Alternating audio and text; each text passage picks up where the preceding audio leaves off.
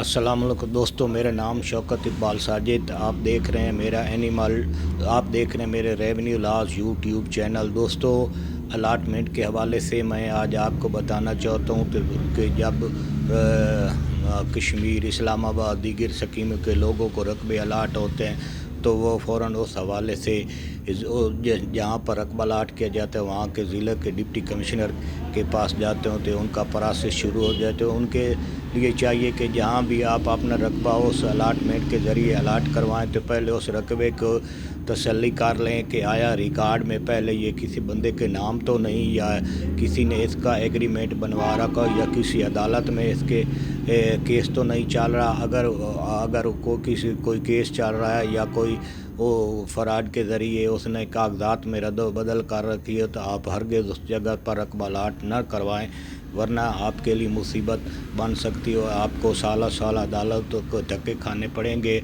और आपका पैसा भी ज़ाया होगा और वो रकबा भी आपको नहीं मिलेगा। तो इस हवाले से आप जब भी रकबा हासिल करें किसी परमट के तहत किसी हवाले से भी, तो जहाँ पर आपको रकबा अलाट किया जाए पहले महकमा माल के रिकॉर्ड में इसके मुतल्लिक छानबीन करें, उस के बाद अपना प्रोसेस शुरू करें ताकि आपकी परेशानी ख़त्म हो सके। अगर मेरी वीडियो अच्छी लगे तो मेरे चैनल को सब्सक्राइब करने साथ बेल आई बटन लाजमन क्लिक करें और दोस्तों को बेशर करें ताकि आप तक मेरी हर आने वाली वीडियो पहुँच सके। वस्सलाम।